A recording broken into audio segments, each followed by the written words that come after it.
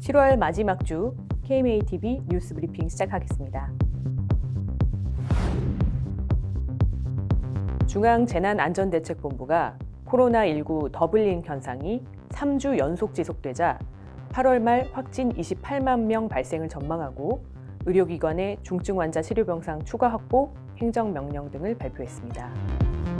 관련 전문가와 의료계는 방역대책 수립에 보건의료 전문가 의견 수렴이 필수라고 조언하고 있습니다.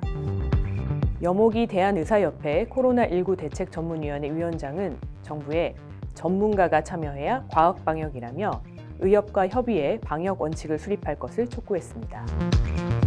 정기석 국가감염병 위기대응 자문위원회 위원장은 근거중심의학 중심의 방역대책 추진에 질병청장이 방역 사령탑 역할을 하도록 거버넌스 확립을 강조했습니다.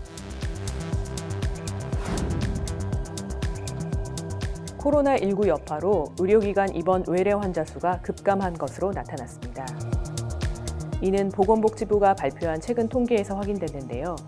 코로나 유행 첫 해인 지난 2020년 입원 외래 환자 수는 각각 1,130만 명과 6억 8천만 명으로 2019년 1,300만 명, 7억 9천만 명보다 크게 줄었습니다. 특히 외래 환자 진료비의 의료기관 종병 구성 비율은 상급 종합병원의 경우 2016년 18.1%에서 2020년 18.8%로 증가한 반면 의원은 53.3%에서 52.8%로 감소했습니다. 변이형 재확산에 따른 의료 전달 체계 내 기민한 방역 대응이 요구되고 있습니다. 최근 약사들의 의사 업무 영역 침범 시도가 이어지고 있습니다. 정부는 지난해 4월 통과된 전문 약사제와 관련법 하위 법령을 오는 10월에 확정 발표할 계획인데요.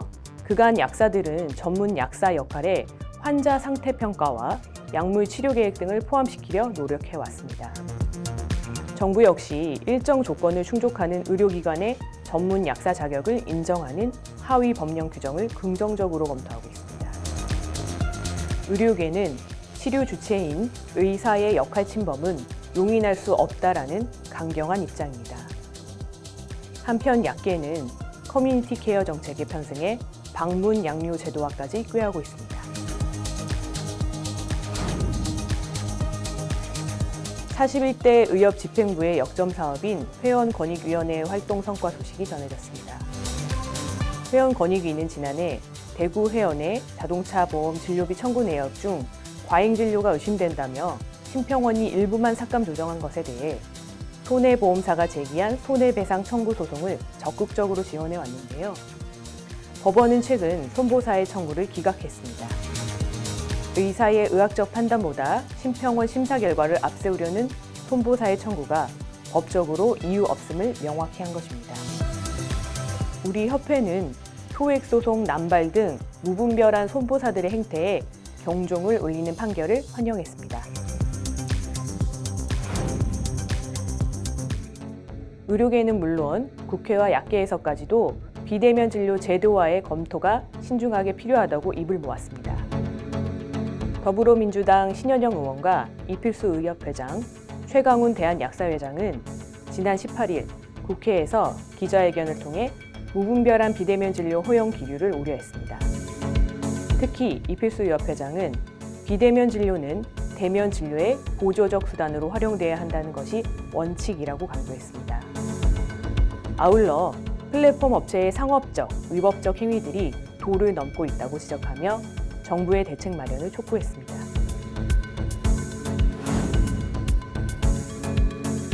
정부가 오는 8월 중 전국 의료기관 병상을 과잉 지역에 신증설이 몰리지 않도록 하고 부족한 지역에 신증설하는 방향으로 개편하는 시책을 확정 발표할 것이라고 예고했습니다.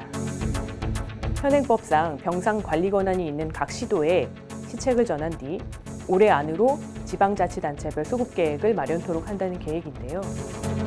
보건복지부 송영조 의료자원정책과장은 우리나라 병상 수가 인구 1000명당 13.7개로 OECD 평균의 3배를 기록했고 2026년에는 일반 병상은 약 4만 4천에서 4만 7천 병상이 요양병상은 약 3만 5천 병상이 과잉 공급될 것이라는 최근 조사 결과를 바탕으로 근본적인 대응 입장을 설명했습니다. 현재 민간 자격인 심리상담사의 국가 자격을 인정하고 상담소 개설을 허용하는 것을 골자로 한 입법 추진에 의료계의 반발이 거셉니다. 국회에는 관련법 3건이 계류 중입니다. 정신의학계는 지금도 심리상담과 의료 간 경계가 모호한데 국가 자격으로 심리상담사를 인정하면 불법 의료 행위가 만연해질 수 있다고 지적했습니다.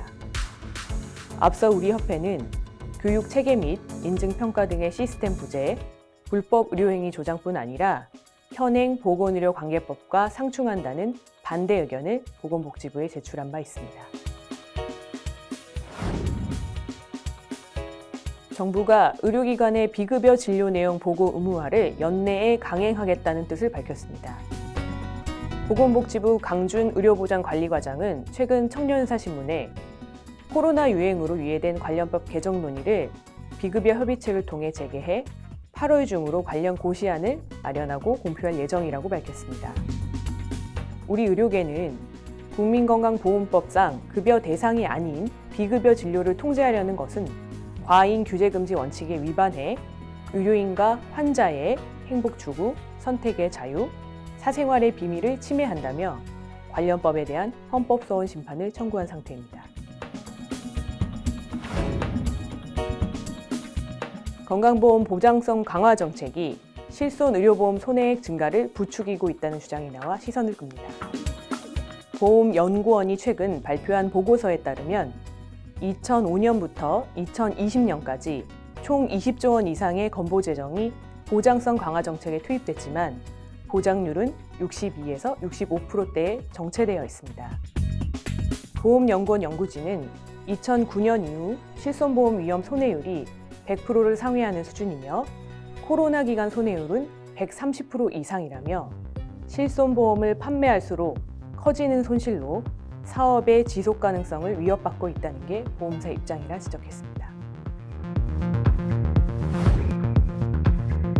최근 법원이 전공의가 응급환자와 응급실로 동행하지 않은 상태에서 환자가 사망한 사건과 관련 유죄 판결을 해 대한전공의협의회, 대한공중보건의사협의회, 대한의사협회가 공동 입장문을 내 유감을 표했습니다.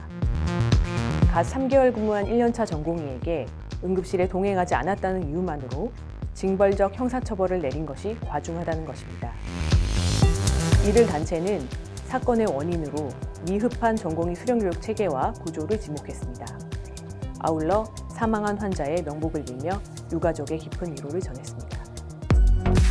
이상으로 KMATV 뉴스 브리핑을 마치겠습니다. 감사합니다.